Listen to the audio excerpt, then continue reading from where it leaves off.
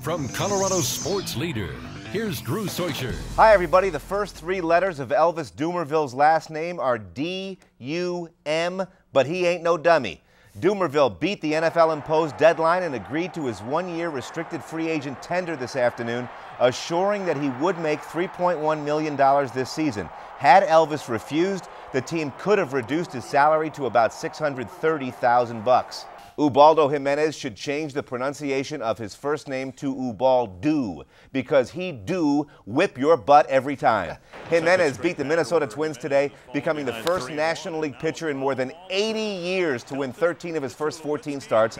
Ubaldo only struck out 4 but induced double plays to end 4 different innings while lowering his earned run average to 1.15.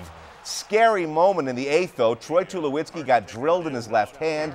Tulowitzki briefly stayed in the game and ran the bases, but was replaced on defense. An initial examination showed no break, but he'll still have an x-ray tomorrow just to make sure. Rockies win 5-1. For the next 6 to 8 weeks, he's Troy Tulowitzki. The Rockies' fabulous shortstop has a broken left wrist and will be out of the lineup for up to 2 months. Tulo was hit by a pitch thrown by Alex Burnett of the Minnesota Twins during last night's victory. Thought it was just badly bruised, but an x-ray this morning revealed a fracture. Sounds crazy, but the Broncos actually took a risk by drafting one of the greatest college football players of all time, Tim Tebow. University of Florida quarterback, Heisman Trophy winner, first-team All-American, national champion, remarkable leader and ambassador to the game. Tebow seems like an obvious first-round choice, but his slow delivery and lack of experience in a pro-style offense makes this a controversial pick at 25th overall. To actually be in the NFL now and on a team is special, and now that I've gotten here, I'm only going to work that much harder. Tebow was actually the Broncos' second first-round pick. They selected Georgia Tech wide receiver Demaryius Thomas 3 slots earlier. Thomas is a 6'3" overachiever who reminds Josh McDaniels of Brandon Marshall, but in a good way. Incidentally, Tebow is quite familiar with Colorado. As a youngster, his family used to vacation in Breckenridge every year, and Tim's mother describes him as a cautious skier. That's probably good. We're live at Broncos team headquarters in Dove Valley. I'm Drew Soicher. Got an email today with the subject line, John Elway nude, and I'm embarrassed to say I clicked on the attached image. Fortunately, it simply was a picture of the Hall of Famer holding a bottle of nude vodka. Elway is participating in a Win an Evening with Elway contest. 7 numbers will be randomly drawn, and if one matches the digits on your bottleneck label, you'll get to spend a night with Elway. Fully clothed. Yes, that's what we hope. What a relief. If poet Walt Whitman was a Broncos fan, his famous Captain, My Captain poem would have been called Captain, My Captain, My Captain, My Captain, My Captain, My Captain, My Captain. Bronx took a vote today and named 7 different players co-captains.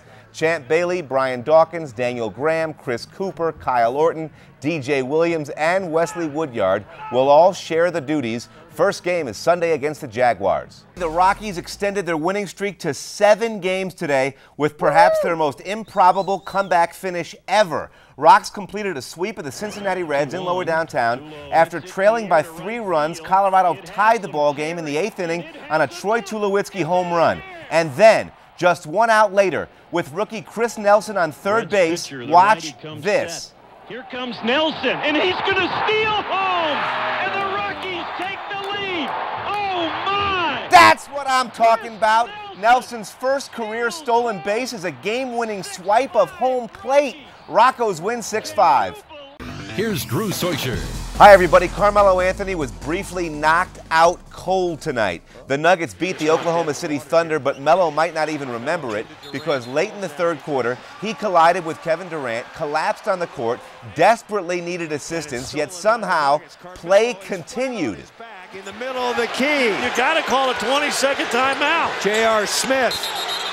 My God.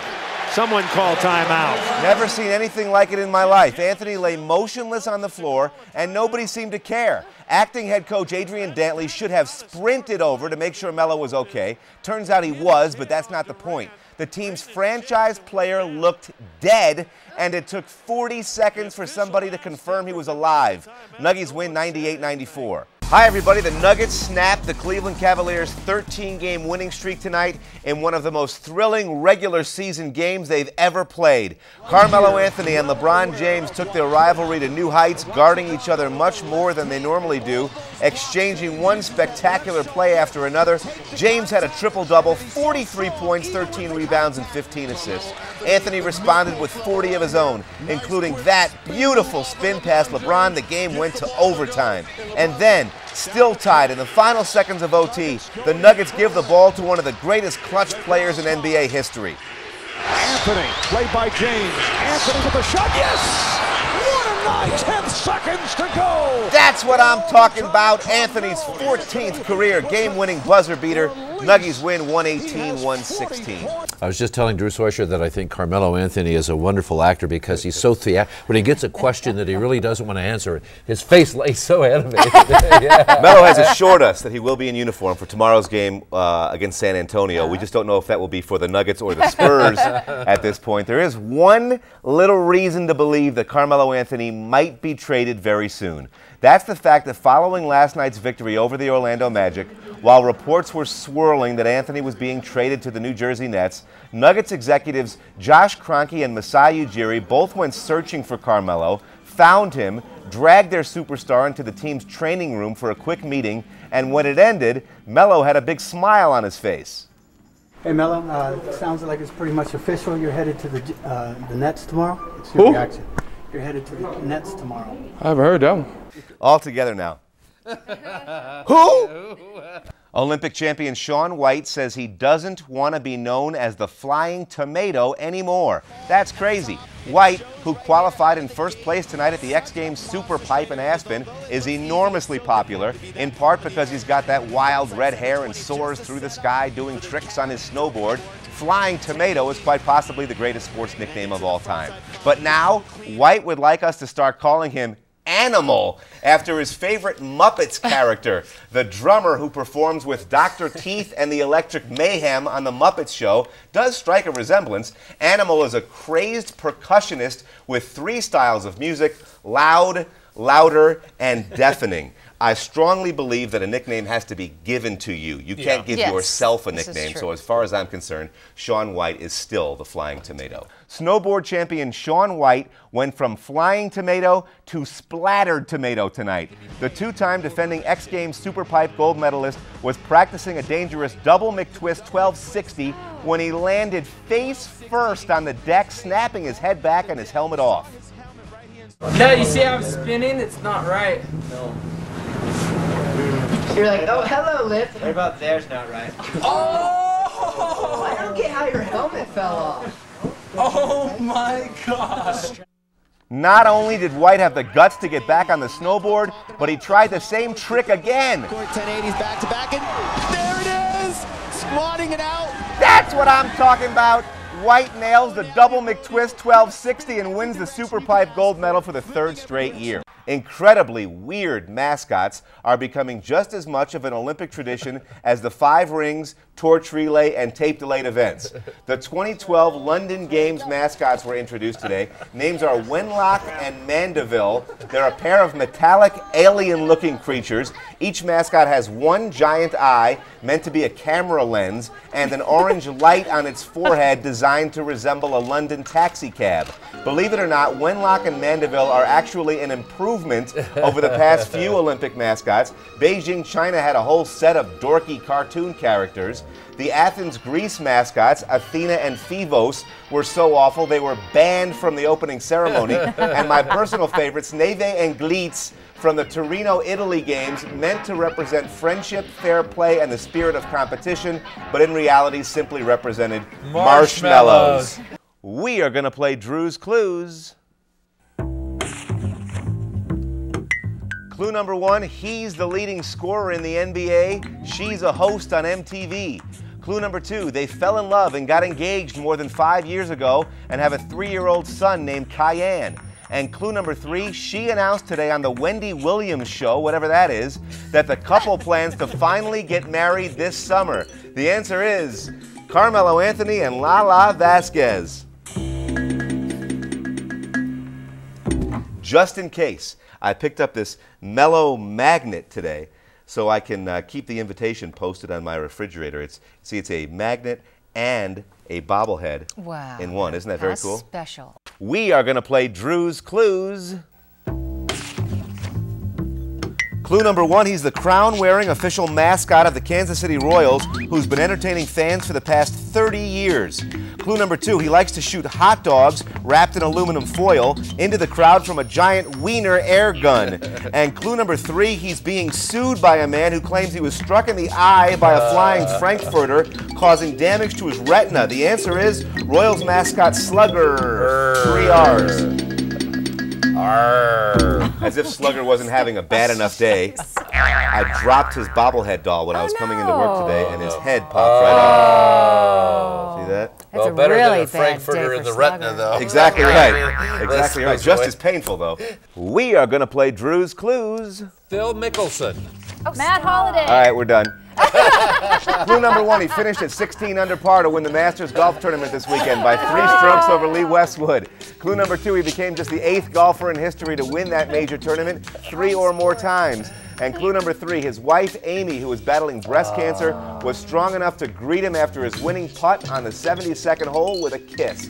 The answer is Masters champ. Mickelson. Phil Mickelson. I hit one after 50 years. How about that? This was a After great 50 moment, years. by the way. That was a sweet. signature moment. All Both week long, needed the that. attention is on Tiger Woods and his infidelity scandal. That's right. And look who wins, the big family People man. are so happy All to good. see Yes, him they win, Tiger's though. arch rival wins the thing. Pop quiz, time for tonight's Drew or False question. True or false, former Olympic silver medalist Jamie Balch, a 37-year-old sprinter from England, used his 10-length head start to beat thoroughbred racehorse Peopleton Brook in the 100 meters. True or false, man versus horse, man wins. The correct answer is yeah, it's false. The horse Balch beat you, got too. whooped, but the race did raise $15,000 for charity. Jamie needed to start right next to the finish line to even have a chance. Pop quiz, time for tonight's Drew or False question.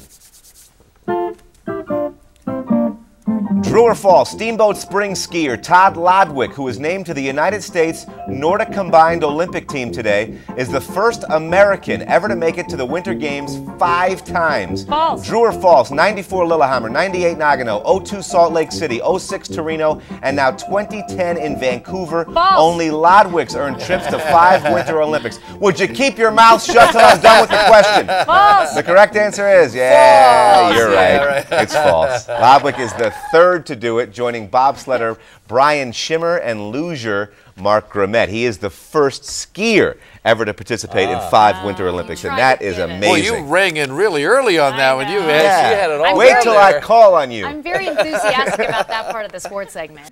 Pop quiz, time for tonight's Drew or False question. True or false, Rocky shortstop Troy Tulowitzki, who blasted 2 home runs during tonight's victory over the Reds, hasn't cut the hair in the back of his head this entire baseball season. True or false, Tulo started growing his beautiful mullet in April and hasn't had a trim since. The correct answer is Drew. It is Drew. Tulowitzki calls it bad hair for a good cause. He promised to go all season without a buzz to encourage donations to the Children's Hospital and Special Olympics. For his participation in the program, Troy is the Rockies' nominee for baseball's Roberto Clemente Humanitarian Award. It's just remarkable how realistic some of these bobblehead dolls are. Let me just show you. That's your creation, pretty like a much. skunk. That's Don't not do good. it. Hey, it's not my fault. I grabbed a bobblehead doll, and tonight he had a mullet. Stuck that hairball on there. I did not.